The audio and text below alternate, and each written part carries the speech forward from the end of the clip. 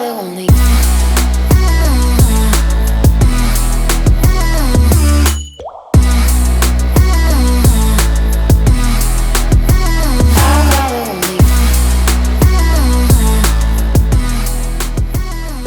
So Razer's new laptops were announced and were made available for pre-order just in time, as I recently decided to return the MacBook Pro I used to test whether or not I'd switch from Windows to Mac OS. Spoiler alert, Windows was a better companion to my workflow, but if you're interested, I'll leave a link down in the description, which could also end up saving you a few $100s if you are in the market for a new Mac. Razer's new 16-inch and 18-inch blades pack the latest from Intel and NVIDIA, and in my opinion, are some of the most impressive laptops on the market currently. I've been eyeing the Razer Blade for a few years, and now that I'm in the market for a new machine, the combination of the upgraded display, 13th gen Intel processor, and NVIDIA's RTX 4090 made this purchase a no-brainer. Let's get into it.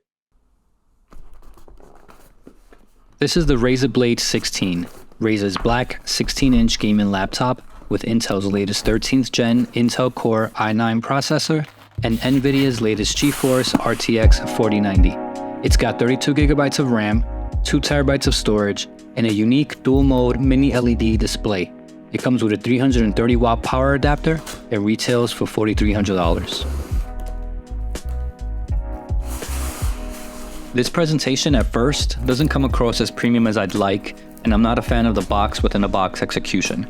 But Razer does focus their efforts on more environmentally friendly packaging that's FSC certified and biodegradable. According to Razer's website, they use PCR plastics, recyclable paperboard instead of foam, and minimal printing using soy ink. They also make a point of balancing the use of greener materials without compromising the unboxing experience. I can see the effort put in, and the laptop itself is nicely packed and immediately feels more premium, but I wish it were more cohesive. The power supply packed separately seems a bit sloppy. This is a big power supply, and it definitely has some weight to it. However, it is a GAN charger that can go up to 330 watts. So it's small when you compare it to other adapters capable of this type of wattage, and you'll gain faster charging speeds and more power efficiency. I would have preferred if it were a USB-C charger instead of a proprietary one, but you do at least have the option to charge via USB at the 100-watt limit, of course. There's also no magnetic quick release like you'd find on Microsoft's or Apple's laptops. You'll find plenty of ports on this one. On the left, the power port, 2 USB Type-A ports, 1 USB Type-C port, and a headphone microphone combo port. On the right, a Kensington security lock, 1 HDMI port, another USB Type-A port, 1 USB Type-C Thunderbolt port, and an SD card reader.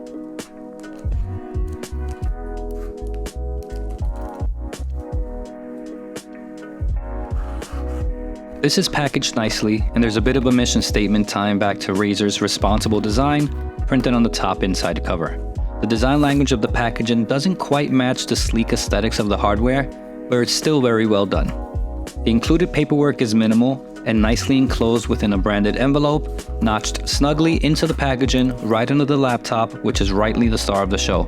Inside, you'll find a standard user guide, instructions on switching the graphic card's driver efficiency from gaming to studio, for those using this machine as a creator instead of a gamer, a thank you card, a microfiber cloth, which is a really nice touch, and a couple of stickers because everyone includes stickers now.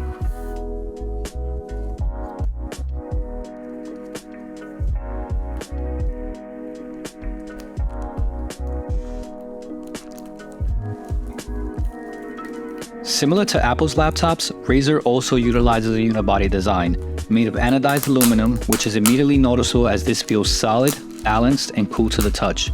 There's no worry of the chassis creaking or flexing. This thing is built extremely well and screams premium. There's one choice of color, and that's a matte black finish that, while scratch resistant, is a huge fingerprint magnet. You'll see that clearly the more I continue to handle this thing. I don't know what it is about Microsoft and PC makers, but they need to tune in more to how Apple handles the little things. When I unboxed the MacBook Pro, I was immediately greeted with a chime as I opened the lid. This thing isn't even powered on, and as soon as I did power it on, I was greeted with fan noise. Apple's modern standby mode is magic, and Microsoft's is kind of garbage, especially when it comes to powerful laptops. And stickers. I don't know why any manufacturer would put stickers on any device, and this one has 1, 2, 3 stickers.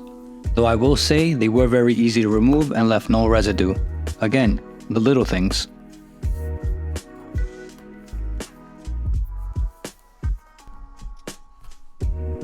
Ugh, I told you there'd be fingerprints. It really ruins how beautiful this machine is. It's hard to avoid sometimes. There's a reason why Razer decided to include that microfiber cloth.